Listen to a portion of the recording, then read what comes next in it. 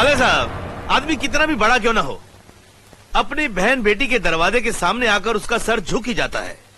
दुआ सलाम ना सही, अंदर आकर जलपान तो करते जाइए। हम इस वक्त बहन के भाई नहीं, पंचायत के सरपंच है। क्या तुम ये भूल गए कि जिस घर का मुकदमा पंचायत में हो, उसका फैसला हो जाने तक हम उस घर का पानी तक नहीं पीते। एक बार फैसला हो जाने दो, उसके बाद साथ बैठकर जी भरकर खाना खाएंगे। फैसला जरा सोच समझ कर करना गजरा साहब। जगन्नाथ सिर्फ मेरा ही नहीं, तुम्हारी बहन का भी बेटा है। कहीं कुछ गलत हुआ तो नतीजा बहुत बुरा होगा।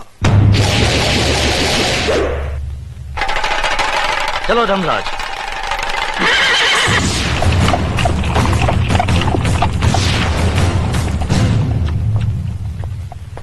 अरे ठाकुर साहब आ गए। हाँ, देखो आ गए सब आ गए।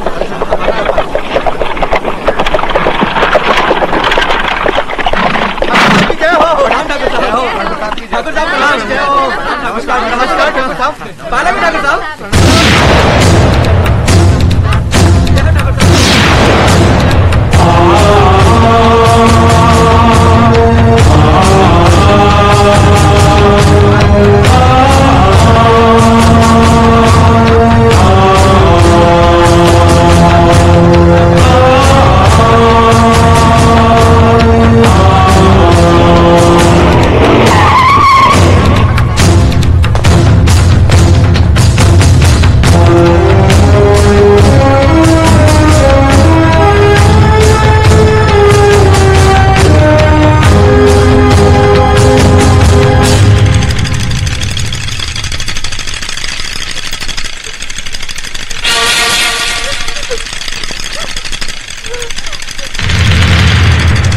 मालिक, मेरी बेटी लकड़ियां चुनकर आ रही थी।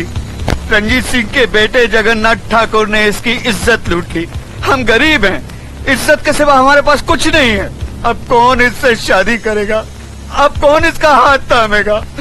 आप न्यायमूर्ति हैं, आप ही फैसला कीजिए मालिक।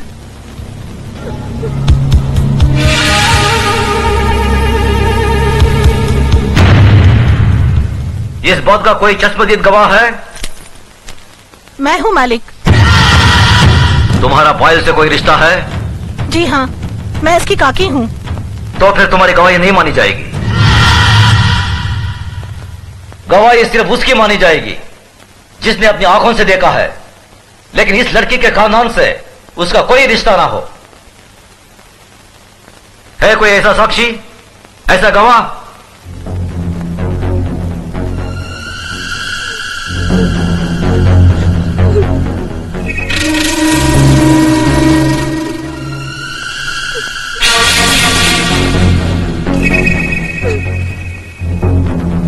मैं हूँ मालिक। मैंने देखा है। तुमने क्या देखा है बेटे? मैंने देखा कि ये इस दीदी को जबरदस्ती अपने कंधे पे उठाकर पंपशीट में ले गया और दरवाजा बंद कर दिया। ये बचाओ बचाओ चिल्ला रही थी, मगर वहाँ कोई नहीं था।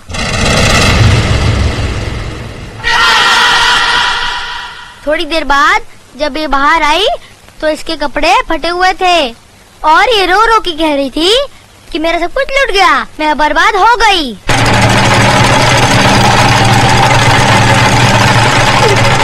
जगन्नाथ, कमीने कुत्ते, तूने इन गरीबों को क्या समझा है? ये वो गरीब मजदूर हैं जिनके खून पसीने की बरकत से हमारी धरती पर हरियाली जागती है। हमारे सर पर जमींदारी का ताज इन्हीं गरीबों की बदौलत है, जिसके बदले में उन्हें 2 वक्त की रोटी 2 गज की चादर मिलती है। और तूने उसी चादर में घुसकर इस गरीब की इज्जत लूट ली। फिर तुझ में और जानवर में क्या फर्क रहा? मुनीम जी, देवी माँ के मंदिर से सिंदूर ले आओ। जी मालिक। पायल, तुम इधर आओ। जिन हाथों से मजबूर करके इस कमीने ने तुम्हारी इज्जत लूटी, आज ये उन्हीं हाथों से तुम्हारी मांग भरेगा, तुम्हें अपनी पत्नी बनाएगा। यह हमारा फैसला है। गजराज, अपना फैसला बदल दे। आंखें मत दिखा।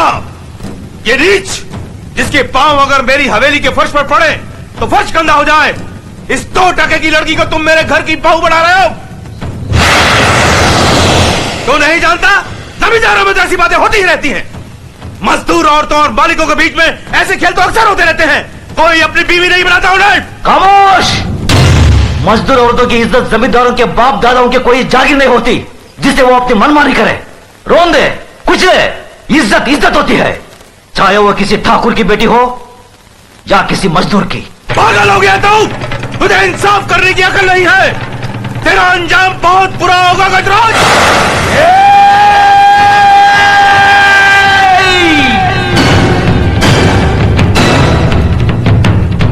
इसके आगे एक लफ्ज भी बोला तो जुबान खींच लूंगा। तेरी औकात मेरे सामने खड़े होने की भी नहीं है और तू मुझे ललकारता है। गजराज ठाकुर ने कभी किसी अंजाम की परवाह नहीं की। अगर परवाह की है तो सिर्फ अपनी आन, इंसाफ, अखलाक और ईमान की।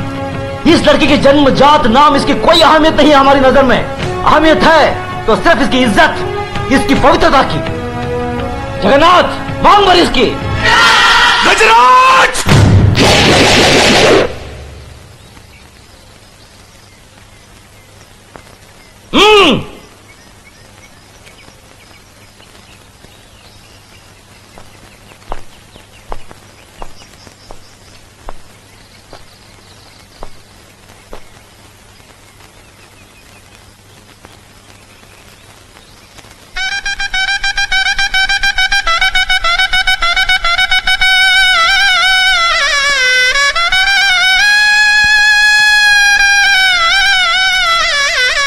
सदा सकीर हो बेटी। जगन्नाथ, अगर तुमने इसे कोई तकलीफ दी तो हमसे बुरा कोई नहीं होगा।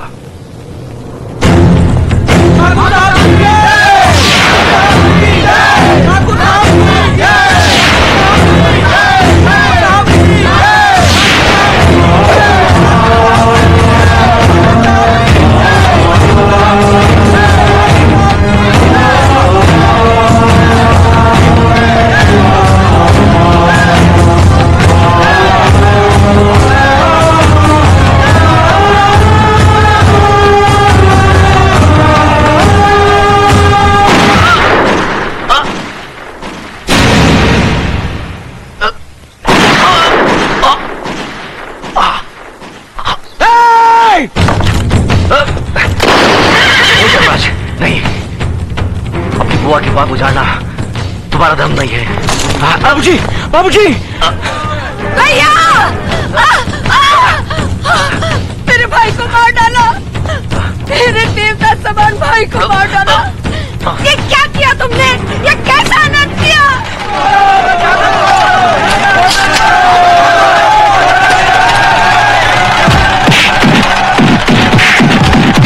रुक जाओ! छोड़ दो उसे। जो अपराध उसने किया है उसकी सजा उसे जरूर मिलेगी। आज से 18 साल के लिए हम रणजीत सिंह ठाकुर को समाज और बिरादरी से बाहर करते हैं। आज के बाद अगर कोई भी इसके परिवार के साथ किसी भी तरीके का संबंध रखेगा तो उसको भी यही सजा मिलेगी। यह गजराज ठाकुर का फैसला है।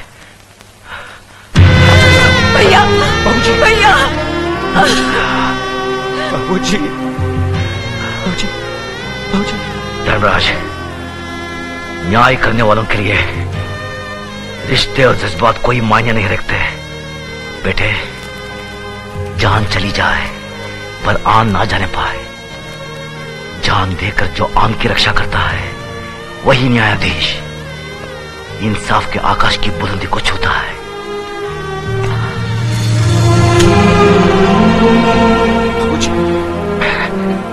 धर्मराज, आज से हम भरतपुर कस्बे के न्याय और इंसाफ की बागडोर तुम्हें सौंपते हैं। याद रखो बेटे, जिस दिन भी तुमने अनजाने में भी गलत फैसला किया तो समझ लो वही दिन तुम्हारी जिंदगी का आखिरी दिन होगा। बाबूजी! बाबूजी! भैया! बाबूजी!